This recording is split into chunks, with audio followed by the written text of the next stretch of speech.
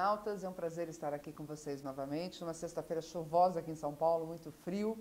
E para mim é uma honra hoje trazer a Fátima Duarte, que é uma grande médica, ginecologista, obstetra, e com uma história de muita luta, de muita guerra e de muita intensidade na questão da mulher. Na questão da mulher que sofre violência, na questão da mulher que tem deficiência.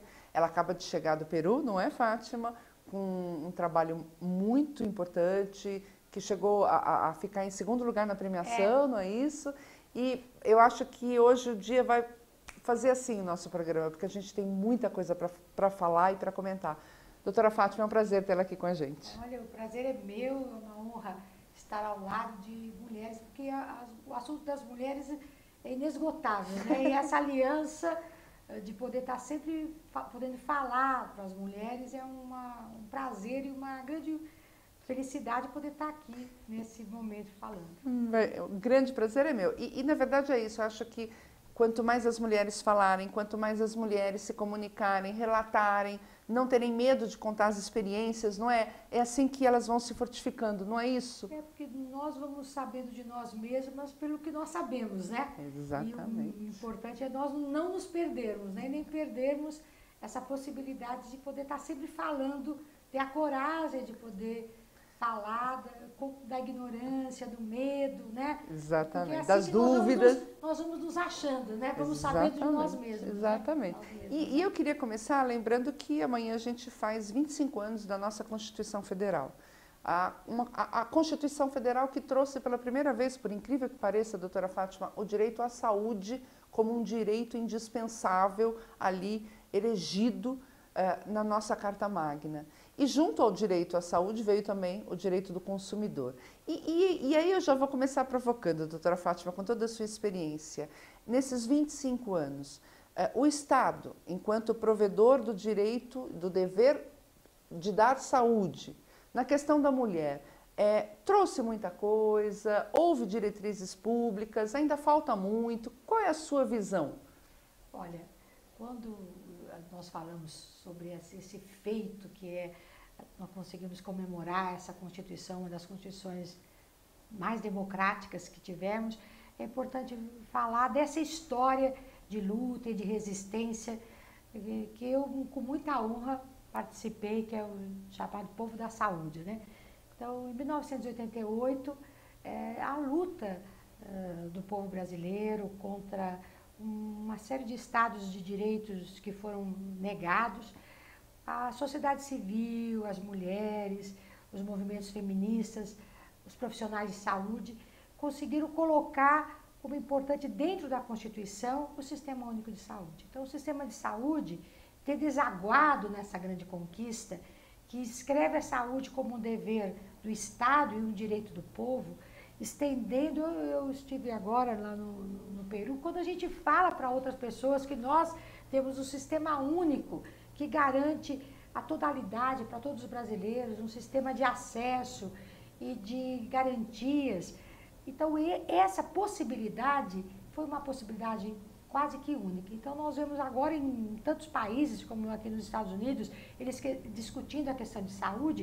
Então, isso também se deu com muita luta. Agora, essa garantia é uma construção cotidiana. Então, nós, da sociedade civil, nos diferentes estados, agora nós termos reforçado o direito à licença gestante, ter aberto a licença para o homem, foram 5 dias, ter estendido a licença gestante para 4 meses, reforçado, enquanto uma série de outros países não tem isso. Então, essa Constituição, então eu me lembro, naquela época, que muitas pessoas falavam, vai ter desemprego, porque nós vínhamos de uma licença de 3 meses e passamos para 4 meses. Exatamente. Então, vai ter desemprego, as mulheres, elas mesmas, porque nós mulheres, historicamente, não foi nos dado o direito do poder, né? Então, quando a gente conquista um pequeno poder, lá vem a ameaça de podermos perder o traço, vai ter desemprego. Não.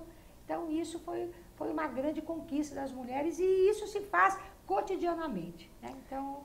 E aí eu pergunto, com a sua experiência lá no Congresso agora, se mapearmos a América do Sul, você diria que o Brasil, pelo menos em termos de garantia no papel de direitos, está na frente?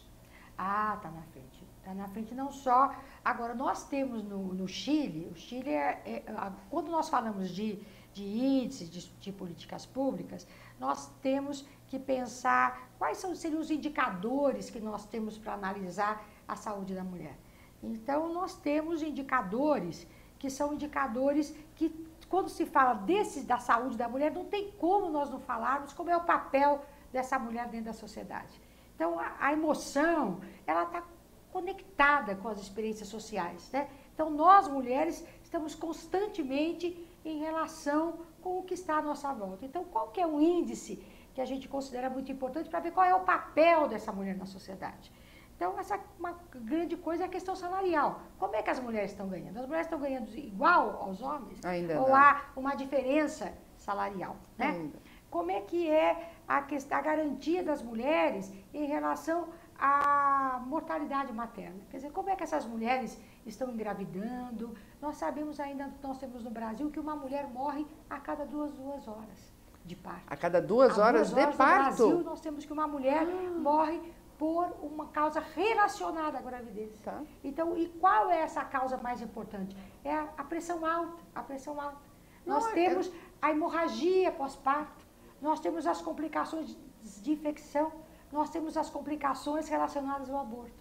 Em 1900, agora em 2006, foi feita uma comissão dentro do Ministério da Saúde, onde foi analisar qual é o perfil dessas mulheres brasileiras que morrem uma a cada 2 horas. Melhoramos, hoje morrem menos, mas ainda está muito distante, porque morrer a cada 2 horas são 10 a 12 mulheres por dia. Fora aquelas que morrem vítimas de violência, que são as 10 ou as 12, é uma guerra. São 24 mulheres. E quando se analisou quais são essas mulheres? Essas mulheres que morrem, 98% dessas mulheres ganham até 2 salários mínimos e moram na periferia das grandes cidades. Então, quando nós vemos o câncer de colo de útero, puxa, mas hoje ainda morre gente de câncer de colo de útero, morre muito. Ainda, enquanto uma série de outros países de primeiro mundo, porque veja, o câncer de colo de útero é totalmente prevenível pelo Papa Nicolau, que é um exame que se colhe no ginecologista, coloca o espéculo, é colhido, o ginecologista pode pedir, pode uma enfermeira também pedir, o médico da saúde pública também pode pedir, o generalista pode pedir, o clínico geral pode pedir.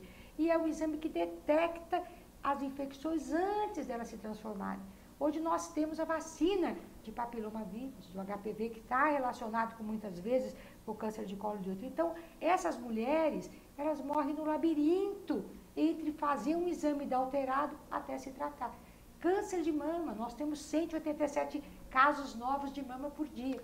Nossa então, Senhora. Essas mulheres, nós temos que ter uma agilidade, porque a gente, quando analisa como é que é a saúde na rede privada e na rede pública, há muita desigualdade, há muita diferença. Então, nós sabemos que o câncer de mama, quando ele é diagnosticado precocemente, ele é 95% ele é tratado. Então, a mulher, entre encontrar o nódulo de mama, ela se encontrar, ela tem que ser examinada, tem que fazer uma mamografia e tem que ter essa agilidade. Então, isso é que é. Então, nós temos garantias no papel, nós temos garantias que foram conquistas. Essas Sim. conquistas, elas têm que ser louvadas. Sim. A gente tem que falar, puxa, que bom. É melhor ser mulher com essas conquistas do que sem elas. Mas não tenho dúvida. Eu também não. Mas essa constituição constante, nós temos que ver que ainda nesses indicadores, temos que caminhar muito ainda para as mulheres. Me assusta, porque você traz dados de que quem mais sofre é a mulher de baixa renda. Ela tem que lutar para sobreviver, para cuidar dos filhos, porque provavelmente vai estar sozinha, pode ter sido vítima de violência e ainda tem que lutar com todas essas características próprias da mulher. Não é fácil, não é?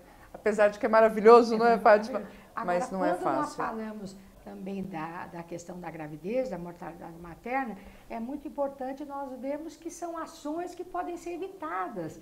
Quer dizer, uma mulher, nesse momento da gravidez, se ela está num ambiente de trabalho onde essa gravidez é entendida como um momento social, Então vai haver um entendimento do trabalhador, da sociedade, e essa mulher ela não precisa de ter pressão alta, ou se ela tiver, nós podemos diagnosticar precocemente. E da própria certeza de que no depois ela vai continuar tendo o emprego dela garantido, que aquela criança é bem-vinda, porque a sensação que se fica, Fátima, é de que o grande vilão acaba sendo a criança, né? E que a mulher tem que resolver sozinha, Exato, ela e o casal, exato, né? Exatamente. Toma que o filho é seu, né? Toma que o filho é seu. Mas eu queria aproveitar, né? Eu acho que assim, eu não tive filha, tenho 3 meninos, então muitas coisas eu acho, eu tenho curiosidade de saber e acho que muitas das nossas internautas também. Uma mãe, quando que ela precisa começar a se preocupar com a saúde da filha, já visualizando essa filha mulher? Então, eu sempre falo que o primeiro exame ginecológico é no berçário, né? Então, a mulher, o primeiro exame ginecológico, ela tem que ser no berçário. Então, a menina tem que ser examinada na mama, tem que ser examinada nos seus genitais, analisar se tem alguma alteração no ímã, se tem um ímã perfurado ou não. E quando você começa, o que é esse rito de passagem? Porque às vezes as pessoas falam, ai, mas ele é aborrecente, eu não aguento. É aborrecente, não. Esse termo, ele não existe, né? Então, o que a gente tem dentro da Organização Mundial de Saúde, que nós temos que até 9 anos, até 10 anos, nós teríamos a infância. Então, a infância, ela vai de 0 a 9 anos. E a partir de 10 anos, de 10 a 20 anos, seria um período que é a adolescência. E o que quer dizer adolescência? Adolescência vem de adolescer, que quer dizer desenvolver. Então às vezes a pessoa fala aborrecente. Adolescente é uma coisa, porque adolescer, desenvolver, isso é um privilégio. Podemos falar desabrochar? Desabrochar, que é desenvolver. Então, agora, a menina, esse rito de passagem, que é para homens e mulheres, na menina, ela começa uns 2 anos antes dos 10 anos. Então, em torno de 8 a 10 anos, há de se ter um olhar para a questão dos hábitos que essa menina tem. Então, que hábitos seriam esses? Então, porque muitas vezes as mães, elas são pegas por aquele corpo que se transforma, por aquela mama que cresce, por uma pilosidade que às vezes começa. E às vezes essa menina, porque é muito comum que de 0 a 2 anos, que essa criança seja vista pelo sistema de puericultura, pelo avanço que nós temos hoje de pediatria, né? Essa criança, ela fica ligada em algum sistema por causa da vacinação. Aí depois, até 5 anos, quando ainda tem um novo reforço, e depois desses 5 a 10 anos, acaba ficando meio largado. E aí, muitas vezes, quando a menina menstrua, que essa família se dá conta e que essa menina está se transformando. Agora, e muitas vezes a menstruação é a última coisa da escala, que desenvolve primeiro a mama, depois desenvolve os pelos pubianos e depois vem a menstruação. Então, hoje as pessoas, nas suas relações, não prestam muito atenção. Então, às vezes, essa menina desenvolveu primeiro os pelos do que a mama, porque a mama, às vezes, é exposta, né, por uma roupa que se vê. Agora, o que é importante? Que se transforme essa menina na sua própria história. Então, o que a gente tem hoje? Muitas meninas que, por excesso de peso ou por não dormirem corretamente, porque como é que é o sono dessa criança de 8 até 10 anos? Como é que está essa dieta? Como é que está a atividade do esporte? Então, o que acontece? Hoje nós estamos vendo que há uma antecipação, muitas vezes, desse desenvolvimento corpóreo, que às vezes não vai junto com esse desenvolvimento psicológico, emocional. Então, é muito importante que se haja uma ideia de se prestar atenção com o sono, com o que está comendo, como é que está a alimentação, como é que está o peso, porque aí depois porque a menina é muito rápido esse processo de transformação. Tá. Porque o menino sempre é um pouco mais lento o processo de desenvolvimento. E a menina tem um marco, que é a menstruação. Então, muitas vezes, eu vejo lá no consultório que as mães e as meninas, às vezes, independente da altura dos pais. A menina, mas ela quer crescer, eu quero que ela cresça. E, às vezes, é uma menina que já menstruou, que já está com a mama. Então, às vezes, se ela menstruou, como é que estão os sonhos dela? Como é que está a dieta? Como é que está o peso? Quais são os projetos? Então, esse prestar atenção há de a gente ter esse tempo, a escola, o profissional de saúde e os pais. Então tem que ter essa cultura de ouvir, de prestar atenção e de dar voz, e de ver e ouvir essas pessoas que estão passando por esse processo. E não rotular, é pré, não tem pré, é criança e adolescente. O que a gente tem é uma adolescência precoce, por exemplo, de 10, 11, 13 é diferente da adolescência tardia, que seria 17, 18, 19. Sim, né? sim. Os sonhos, os projetos, os grupos, né? Mas o momento, a crise de identidade, essa questão da temporalidade, mas ele tem que saber, não tem que saber, porque ele é atemporal, ele tem essa crise de identidade, ele está passando do corpo de criança para o corpo adulto. E às vezes os pais também têm dificuldade para entender que esse corpo mudou. Então ele também não entende, até também nas questões afetivas e sexuais. Tem pai e mãe que acham que ficar junto ou namorar é ficar assim mesmo. Não entende que ou só sexualiza a adolescência.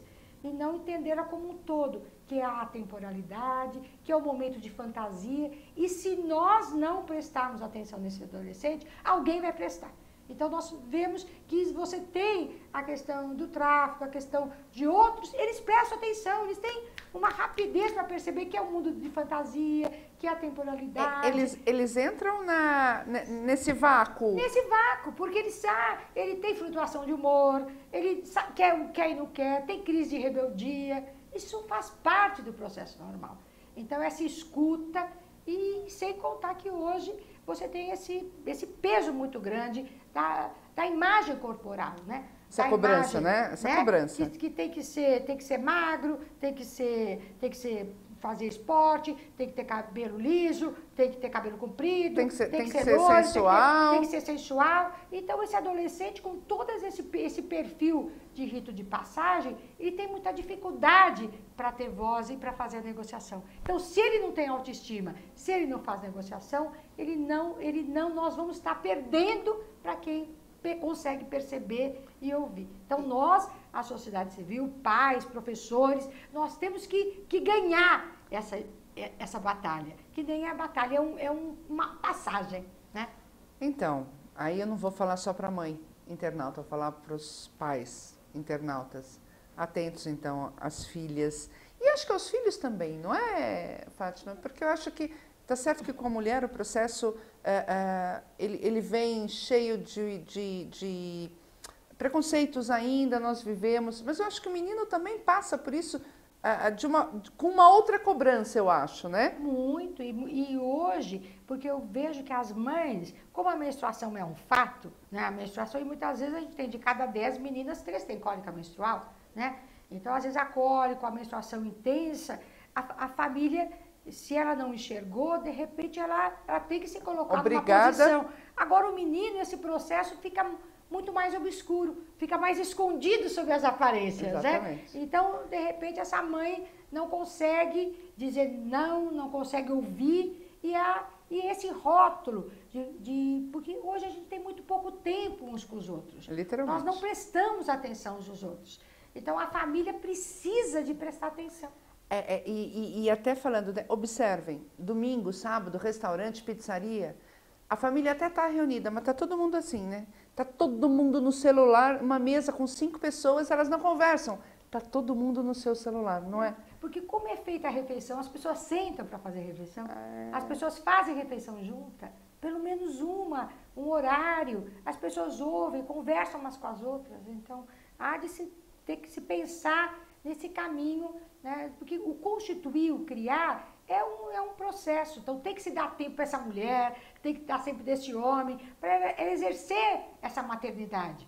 Porque não há nada mais desafiante do que você criar um filho. E tê-lo. Quer dizer, não há desafio, mas nós precisamos de ter pensamentos e horários e pensamentos para isso. Tem que ser participativos, né? A mãe, o homem, né? Porque nós temos também muitas mães sós, né? Muitas. Mas olha, acho que de tudo que você falou até agora, o que mais me impressionou foi o alerta para que os pais não percam os filhos para o que está de ruim para ele. Está de ruim, porque eles têm uma capacidade de entender todo esse processo e o adolescente tem isso, né? precisa de ouvir uma porta. Então, se a gente não tiver, tem que ter espaço, ele precisa ser, ouvir, ouvir, ouvir, né? Precisa ouvir, deixar falar. E aí eu pergunto, nessas adolescentes, quando já com 15, 16, 18, quando vai se aproximando da primeira experiência sexual dela,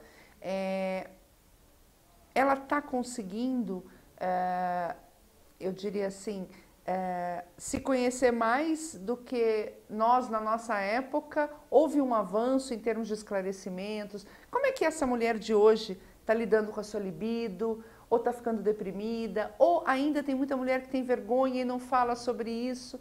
Qual é o quadro que você vê no seu consultório e na sua prática diária? Olha, é interessante que as mulheres, quando você começa a falar com mulheres mais jovens, é uma pesquisa que foi feita entre jovens, mulheres e homens. Qual que era o maior medo das meninas jovens, das mulheres jovens? Era o medo de não agradar. Olha. E do homem, e do menino, era um medo de falhar. Então, quais são as urgências dessa primeira vez? Né? Quais são as urgências da sexualidade? Então, as mulheres, ao longo, então esse medo de não agradar faz muitas vezes, se ela tem medo de não agradar, e eles têm medo de falhar, de não conseguir? Como é que vai ser a negociação da camisinha?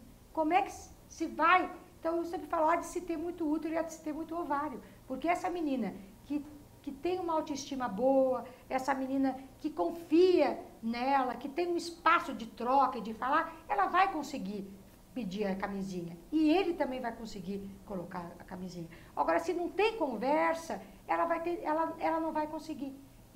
Porque hoje o que eu acho que essas mulheres mais jovens, esses jovens, eles sabem que tem camisinha, sabem que é para usar a camisinha, os sabem riscos, que é usar pílula, mas acabam não usando. Então, por que isso... Para agradar. Entendeu? Porque não é fácil. E o que eu vejo isso? Também vejo isso na mulher mais velha. Essa mulher mais velha, ela fala, ai, Fátima, mas ele já teve alguém, ele é limpinho, Não, essa Fátima, frase não. Nossa, ele é muito legal, nossa. Não. Então, essa mulher, ela às vezes, o medo dela exigir, em todas as idades. Quer dizer, essa negociação, ela acontece com a mulher em todas as fases de sua vida. Então, quanto mais essa mulher, ela é fragilizada, quanto ela mais tem dificuldade de autoestima, mais ela vai ter dificuldade para negociar. E nós vemos isso em todas as classes sociais, em todas as idades. Então, essa mulher, agora o homem, ele também tem medo de não falhar. Agora, o que acontece é que hoje o homem, ele tem outras opções, tem a opção que a gente vê hoje, homens que não teriam falha, eles estão acabando usando remédios para potência, porque esse medo de falhar.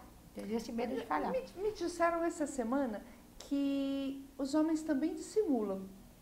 É verdade isso? De fingir o orgasmo, ou ele não consegue? Fisicamente ele não consegue simular? Olha, o homem ele tem, quer dizer, todos os papéis e tintas que já foram escritos, né? Que as mulheres, nós não temos esse órgão erétil que nos conecta, dizendo, não, teve um orgasmo, teve ejaculação. O homem, como ele tem a ereção, o orgasmo, após o orgasmo, ele tem uma diminuição da ereção. Então, essa pontuação corporal que o homem tem, nós, mulheres, não temos. Então, essa é a grande vantagem que nós mulheres temos em relação ao homem. Então, pode até que infelizmente, muitas vezes é uma possibilidade, é um caminho que as mulheres, porque essa mulher às vezes nem consegue dizer dentro da relação que ela não conseguiu ter prazer, que ela não teve orgasmo, ela não consegue. Agora, o homem... Eu acho que nesses anos todos que eu sou médica, eu tive muito poucas mulheres que abandonaram seus companheiros, os seus maridos, os seus namorados, por eles terem algum problema sexual. É incrível. A mulher vai junto, ela vai no neurologista, ela vai no terapeuta, ela vai no ginecologista. Ela abre mão da sua sexualidade durante um tempo. Ela abre mão. Agora, essa volta não tem.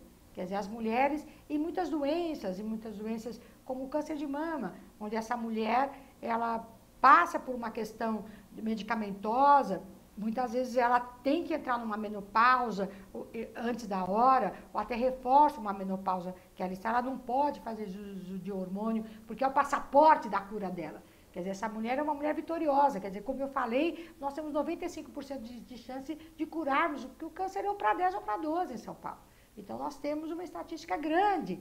Então, a gente tem que fazer ir de peito aberto para isso. Agora, essas mulheres, elas muitas vezes elas não estão conjuntas, né? Então, que esse papel que o homem tem que estar mais junto, ele tem que estar conversando mais, né? Ele tem que estar conversando mais. Nós, mães de homens, temos que fazer esses homens novos, esses homens de um novo amanhã, para que eles possam ser mais solidários, possam dividir com as suas namoradas, possam dividir no pré-natal, possam dividir com essas mulheres que entram na menopausa. E essa solidariedade, porque, olha, realmente, nesses anos todos, eu não tive mulheres que abandonaram os seus maridos, os seus companheiros com câncer de próstata, com infarte, com AVC. Quantas vezes eu escuto que às vezes eu pergunto, ai, como tá? Ai, Fátima, eu não te contei. Mas a gente não está tendo relação há um tempão. Aí eu pergunto, tem pegada na mão? Tem beijo de língua? Então tá bom. Né? Então tá bom. Então tá bom, que é isso que mantém a intimidade. Agora, e às vezes isso acontece por causa do homem. E essa mulher, ela tá junto. Ela está junto. Sempre. Agora, se essa mulher ela não está correspondendo, muitas vezes ela vai ao ginecologista e ela coloca. Nós, ginecologistas, somos muito íntimos desses segredos. É um profissional, muitas vezes podemos até não conseguirmos resolver todos, mas com certeza é o médico que é o profissional que mais escuta esses problemas relacionados à sexualidade, relacionado. Então, nós temos que capacitar profissionais de saúde, porque às vezes o profissional ainda não conversou sobre isso na escola. A gente na faculdade aprende muito sobre o sexo reprodutor. A gente quase não passa pelo sexo erótico. Então, é muito importante para a gente entender isso como algo que faz parte da dinâmica humana e não medicalizar tanto a sexualidade. Porque hoje, então toma remédio para ter relação, toma remédio para ter a lubrificação. Então, há uma medicalização da sexualidade. O ser humano, né? O olho no olho, a pegada na mão. Não é? E o diálogo, né? Exatamente. Porque a mulher, ela tem isso, né? Ela tem isso. É dela, né? Antes da gente ir para o intervalo, uma pergunta. Falso ou verdadeiro? Depois da menopausa, como é que é a libido da mulher? A mulher pode manter essa libido tal qual o homem mantém?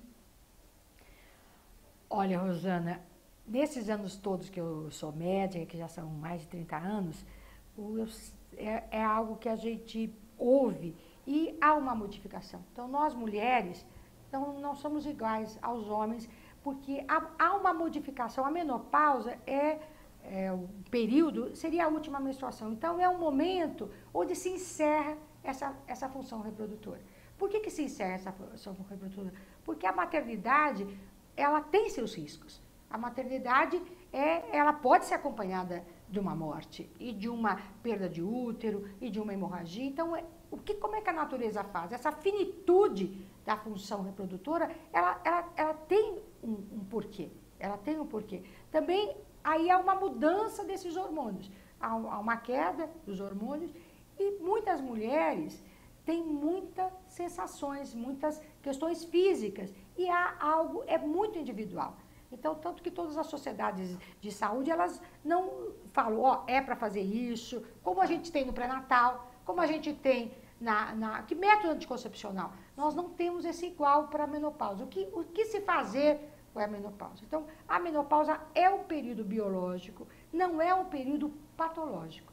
Então, eu me lembro que uma vez eu estava dando uma aula, era um curso, era novembro, então era um curso do ano todo de sexualidade. Então eu fui chamada para falar de menopausa, então a turma estava quase se acabando, porque era novembro. Aí eu estava arrumando as coisas, e aí pondo lá as coisas para dar aula, aí tinha um médico, que era um médico de outra cidade, e aí ele arrumando as coisas, ele falou, olha, professora, eu não acho que tem menopausa, eu acho que tem menos pau. Eu não entendi, exatamente, eu fiz isso, eu não entendi. Então, essa sexualização que se faz, até ao revés, que a mulher, que essa mulher que está sozinha, que essa mulher que não tem companheiro, que essa mulher, ela vai ter uma menopausa, que é essa ideia de que a mulher só caminha em cima de ter uma pessoa ao lado, de ter uma questão da sexualidade. Agora, essa mulher que constituiu a sua afetividade, a sua sexualidade, veja, era um curso de médicos, Então, essa ideia de você sexualizar e ritualizar as mulheres, também pelos seus companheiros e pela sua atividade sexual, é algo que a gente também tem que ter muito cuidado e evitar. De evitar. Agora, como é que também é a libido dos homens? Os homens também passam por esses processos também de desacerto, de desencontro. Agora, entender a sexualidade e a libido como uma transformação, como algo que acontece no cotidiano das mulheres. Então, esse modelo de frequências e de impulsos e de desempenho, de metas a cumprir, então é uma sociedade onde isso tem que ser um pouco mais visto. Agora, que a mulher, nesse período, ela tem mais ondas de calor, muitas vezes tem um ressecamento vaginal que pode dificultar essa sexualidade. Agora, é o momento de sentar e conversar. Essa mulher, por que nós não falamos também, puxa, mas essa mulher a partir de 50 anos, ela tem mais chance de ter infarto e AVC. Hoje, a partir dos 45 anos, o infarto e o acidente vascular mata 5 vezes as mulheres, mais que todos os cânceres juntos. Então, essas mulheres, não é mais para 20 homens uma mulher. Então, essa mulher, por que nós estamos adoecendo tanto? Por que o coração da mulher está sofrendo tanto? Talvez por essa sobrecarga grande de papéis, talvez porque os mecanismos sociais nós não conquistamos ainda, de ter creches, de termos lavanderias públicas, de termos supermercados mais simplificados, de termos uma valoração do nosso trabalho. Então, isso nós já conquistamos muito nas nossas profissões. Hoje, eu vejo que tem mais médicas, mulheres, mas há especialidades ainda que são absolutamente masculinas. Quer dizer, você tem professores, poucas mulheres nas academias, nos órgãos de poder. Então, nós temos que reinventar essa forma feminina de ser. E muitas vezes, quando que a menopausa acontece? Acontece em torno dos 50 anos. Então, essa mulher que se profissionalizou, ela está muitas vezes escolhendo. Então, é forte isso. Então, hoje, esse conceito de durar, se nós vamos durar em média 80 anos, que também foi um ganho, hoje nós vivemos mais, temos menos mulheres analfabetas, morremos menos de parto, temos mais direitos, temos mais mulheres na academia, mais mulheres advogadas, mais mulheres juízas, mais mulheres médicas, mais mulheres...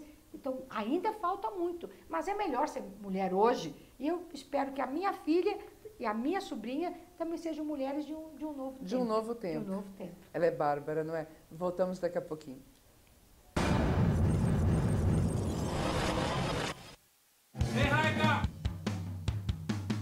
Estamos aqui em São Paulo, no Estúdio Quanta.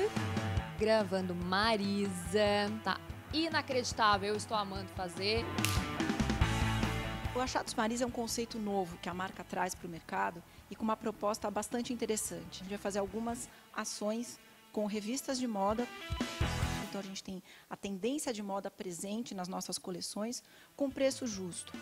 O projeto teve uma grande participação das editoras, das revistas. A gente montou todas as coleções e eles foram lá junto com a gente e pincelaram o que a gente colocaria na revista. Foi muito bom quando elas olharam para a nossa coleção e falaram: nossa, que achado!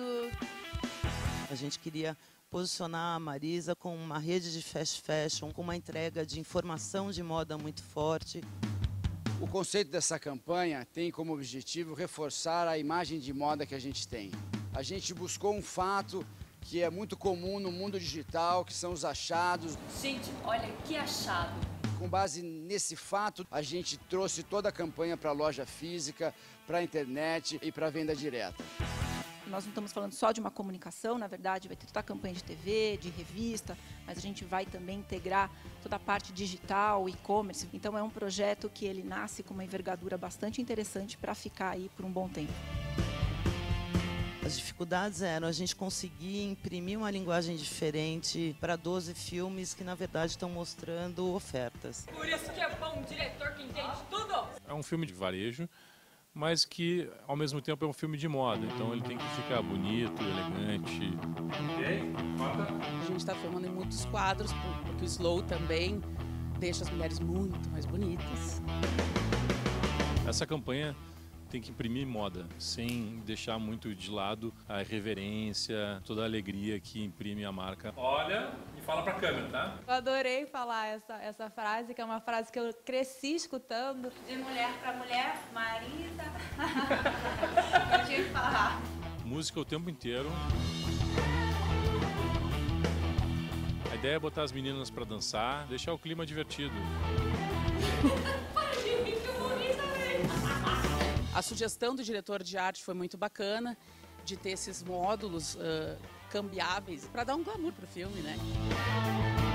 A assinatura é quem mais entende de mulher por quem mais entende de moda. A Marisa entende tudo de mulher e chamou quem mais entende de moda para os achados Marisa da semana. A gente chegou numa linguagem interessante, numa atitude interessante. Existe moda a preço acessível na coleção da Marisa. Gostei, amei, comprei, levei.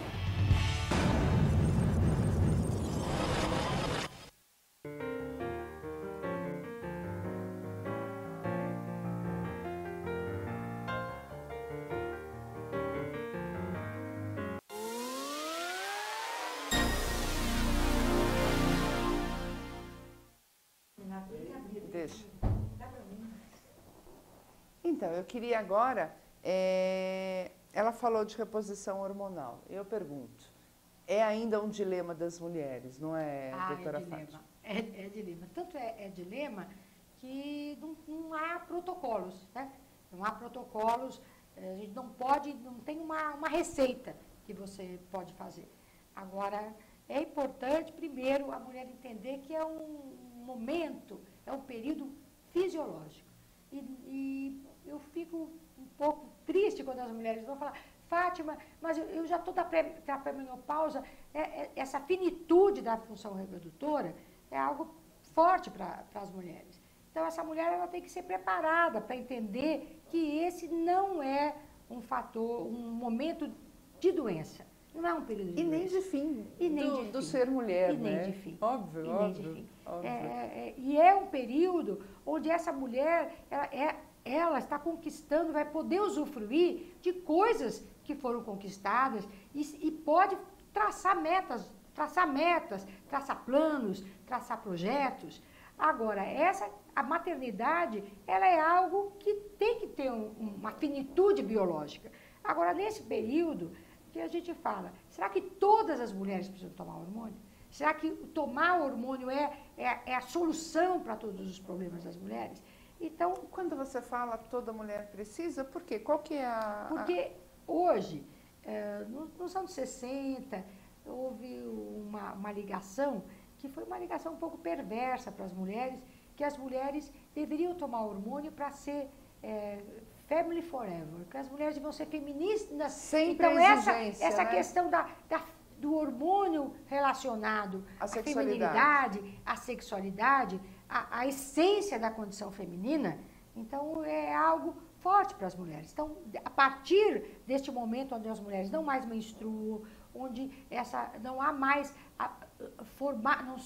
esses óvulos que foram formados dentro do útero da mulher, quando ela estava dentro do útero da sua mãe, porque nós mulheres nascemos com os óvulos que já estavam formados dentro do útero quando nós estávamos lá dentro. Então, esses óvulos vão sendo eliminados ao longo da vida. E a partir de um determinado momento, eles não são mais. Então, essa produção hormonal, ela acaba se modificando. Então, o que essas mulheres começam a sentir? Além de parar a menstruação, muitas mulheres começam a ter onda de calor, elas começam a ter onda de calor. Muitas têm modificação da lubrificação vaginal, algum ressecamento, mais facilidade para ter infecção urinária. Então, primeiro, a conversa, quer dizer, tentar naturalizar isso. Porque hoje as mulheres falam muito pouco sobre isso. porque é como se isso não fosse um tabu, né? Não fosse bom, como isso fosse relacionado ao menos valor, menos valor. Porque são modelos onde não se pode engordar, não se pode envelhecer, não se pode ter cabelo crespo, não se pode ter cabelo branco, então não se pode ter rugas. Então você que esse seu cabelo solto está maravilhoso. Quer dizer, isso há muito pouco tempo quer dizer, essa possibilidade de termos cachos é uma possibilidade. Quanto mais de 60% das mulheres brasileiras têm cabelo crespo. Exatamente. Então hoje você tem mulheres jovens e esse modelo do alisar, isso é muito forte. Então é como se todas ficassem iguais. Nós não somos o que nos fez chegarmos onde estamos não é só a inteligência da mulher, é a nossa diversidade. Nós, mulheres brasileiras, temos muita diversidade. Diversidade de tamanho de corpo, de bunda, de nádega, de perna, de coxa. Então, também vamos ser diferentes na menopausa. Então, há de ter algumas que vão ter mais onda de calor. Agora, é um período da mulher precisa estar atenta à sua alimentação, ela precisa estar atenta à sua dieta. Se ela ainda não encontrou tempo de fazer exercício físico, ela tem que fazer exercício físico, rever a questão de hábitos relacionados ao cigarro, ao sono. E também é um período onde, muitas vezes, a família, ela se modifica. Esses filhos, se ela os teve, eles estão saindo de casa. Estão partindo. Então, essa mulher que não criou ainda a possibilidade da própria vida, ela pode se sentir, se ela foi valorada pelo o estar e não pelo ser, essa mulher vai ter dificuldade. Então, hoje, nós precisamos de modelos de mulheres nos órgãos de poder. Como fez bem nós encontrarmos na América Latina mulheres, para as mulheres poderem se colocar. Então, artistas, colocar essa temática dentro do cotidiano. Porque não há de ser com o hormônio que nós vamos resolver todas essas nossas dificuldades. Em hipótese alguma. Não há de ser Aliás, isso. eu acho assim, você pegou num ponto que para mim é crucial, né? Esta coisa formatada do cabelo liso, parece que as mulheres viram robozinhos. Você vai num salão de beleza, Fátima, você vê, parece que saem todas iguais, né? E para quê? Só para agradar o homem? Vamos identificar o que nos agrada, não é, Fátima? O que nos faz ser quem nós somos, plenas e lutando pelos nossos direitos, não é? Nossos direitos. Agora, eu vou pegar outro gancho. Pílula do dia seguinte. É para mulher de toda a idade, não é uma fantasia, uma ficção, vale a pena, não vale a pena, porque eu já vi colegas da minha faixa etária falando em pílula do dia seguinte. Olha, a pílula do dia seguinte, primeiro ela é uma grande conquista, né? É uma grande conquista, porque quando a pílula anticoncepcional é do fim dos anos 60. Então eu sempre digo que talvez nós mulheres não estivéssemos onde nós estamos. Quer dizer, essa possibilidade da mulher ter os filhos quando ela quiser ter, a possibilidade dela ter uma anticoncepção segura, isso foi um marco para as mulheres do mundo todo. Então, nós podemos ter direito aos direitos reprodutivos e aos direitos sexuais como um exercício dos direitos humanos. Isso foi um marco para nós mulheres. E nós, mulheres brasileiras, temos na nossa história muitas mulheres de luta. Muitas mulheres que lutaram e muitas que não estão mais aqui e muitas que aqui ficaram lutando para nós termos melhores dias. Ficou emocionada, né? Você ficou emocionada. Então, a pílula do dia seguinte, ela, quando no Brasil, o método anticoncepcional mais usado pelas mulheres é a pílula anticoncepcional. Por políticas, pílula anticoncepcional e laqueadura. Porque nós não temos direito, não é popularizado todos os métodos anticoncepcionais. Nós temos no Brasil uma das legislações mais restritivas em relação ao aborto. Então, as mulheres brasileiras, como também temos na América Latina, eu estive no Peru agora recentemente, o Peru é o país que o aborto não é legalizado nem pela questão da violência. Lá são realizados 1000 abortos, se pressupõe que é um dos países mais violentos da América Latina, com um índice muito grande de estupros. E aí, então, na América Latina, nós temos o Chile e a Nicarágua, que não tem aborto legalizado em nenhuma situação, nem situação de violência, nem de risco materno. Então, a mulher na América Latina é diferente essa luta do que a mulher na Europa. Então, quando nós vamos para a pílula anticoncepcional, a pílula anticoncepcional, a pílula do dia seguinte, nós tínhamos uma época que qual era o país que mais se vendia pílula anticoncepcional? Era o Brasil. O Brasil. Era o Brasil. E tinha a pílula do dia seguinte? Não tinha. E como é que a gente fazia? Como é que a gente, ginecologista fazia quando uma mulher sofria uma violência sexual? Nós temos aí, são 10 a 12 mulheres que morrem por dia vítimas de violência. Então, nós temos um número muito grande de estupro. Então, também foi uma conquista da gente ter portarias técnicas para conduta na mulher em situação de violência. Proteger da pílula para não engravidar, porque a violência sexual, agora dentro da como médica, eu tanto atendo aquela moça que eu indico a pílula do dia seguinte, que sofreu uma violência, como aquela que a camisinha estoura, como aquela que não é que vai rolar, rola. Às vezes não vai rolar, às vezes rola. Então, agora, o que é importante quando se vai usar a pílula do dia seguinte? Fazer da pílula do dia seguinte um momento de pensar que método anticoncepcional está sendo usado. Que ela foi uma conquista, que ela tem que ser distribuição gratuita e pública e acesso fácil para todas as mulheres, ela tem que ser. Porque era o quê? São 2 pílulas e tem agora uma que é uma. Então, por tempo que nós temos, o que os laboratórios nesse país já ganharam vendendo pílula anticoncepcional e o que nós demoramos para conseguir a fabricação, porque é esse papel dúbio do Estado brasileiro. Quer dizer, mas por que se proibiu a pílula do dia seguinte? Quer dizer, vendia pílula de todos os tipos, ganhando-se muito com a pílula anticoncepcional. E as mulheres brasileiras não conseguiam comprar a pílula do dia seguinte, em forma de 2 ou uma, quando na maioria dos estados que tinha venda de pílula, tinha. Então, foi uma conquista das mulheres a gente ter essa distribuição. Agora, o que acontece hoje? Ainda nós temos uma série de serviços de saúde que ganham, que existe o quê? A terceirização da saúde. Então, nós temos as organizações sociais na cidade de São Paulo e no estado de São Paulo.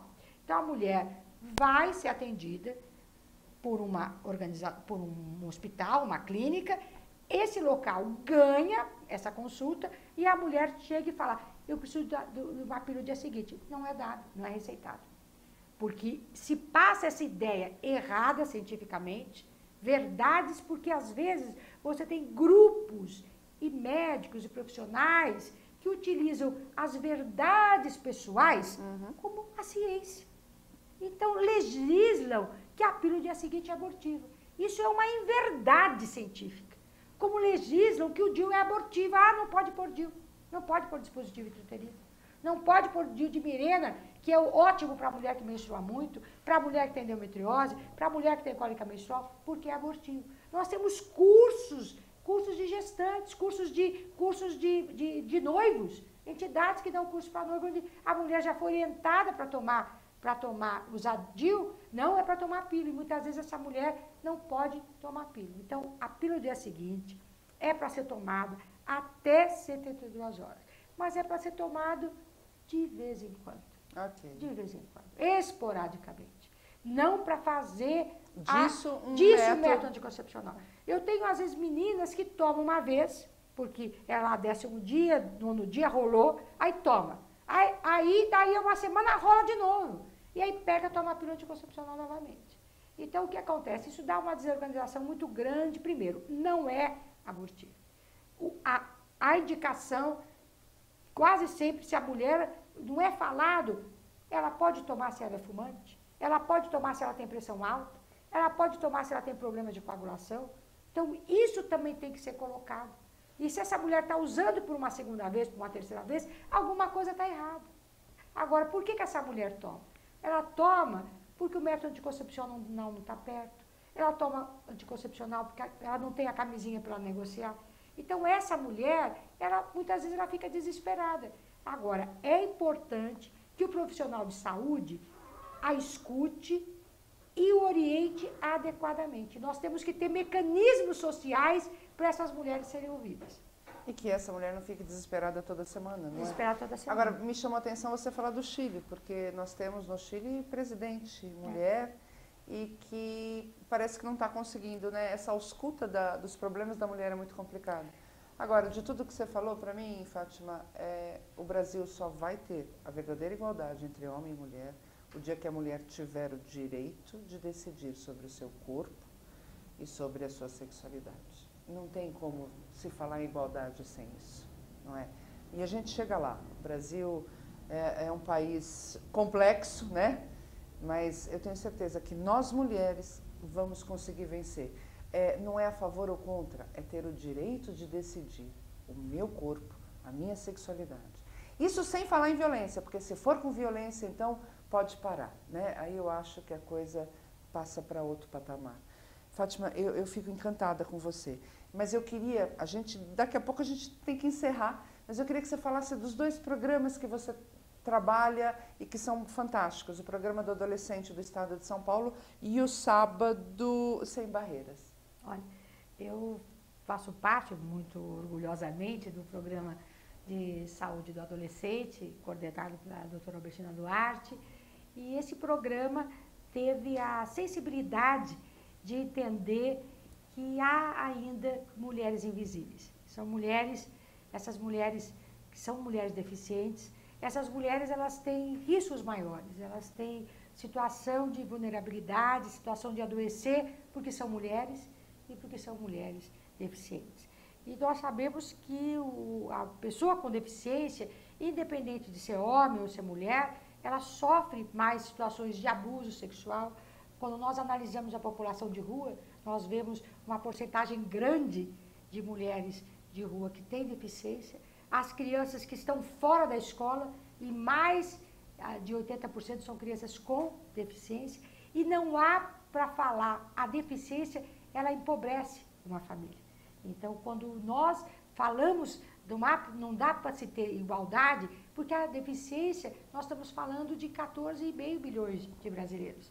É a maior minoria. Então, não tem como nós não conversarmos com enxergarmos sem incluirmos a população de deficiência. E aqui no estado de São Paulo, foi feito pela primeira vez no Hospital Pérola Barto, pelo programa do adolescente, o ambulatório de saúde da mulher com deficiência. É no último sábado de cada mês. Lá nós temos mecanismos, tem uma mesa ginecológica adaptada, é uma mesa adaptada, mamógrafo adaptado. Essa mulher, ela chega, ela é atendida num grupo de acolhimento, com uma equipe multidisciplinar. E essa mulher também passa no exame ginecológico com essa mesa adaptada. Essa mulher, ela faz um exame de Papa Nicolau. Você sabe, Rosana, que eu escutei uma paciente que me disse, Fátima, o médico pediu para eu fazer o Papa Nicolau sentada. Então, dentro das histórias de violência que eu escutei na minha vida, essas mulheres, elas estão tendo voz, estão podendo ser examinadas.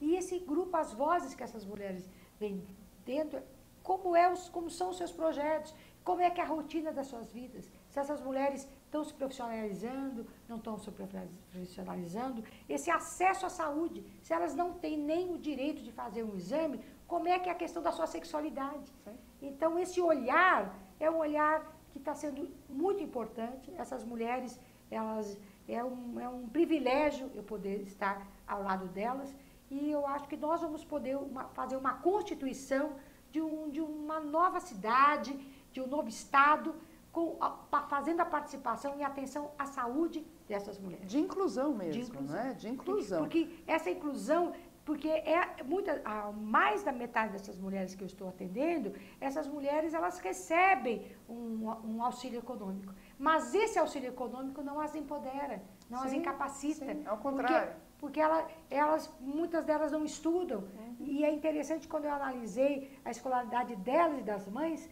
a escolaridade delas é muito parecida com a das mães. Porque a gente só reconhece o que a gente conhece.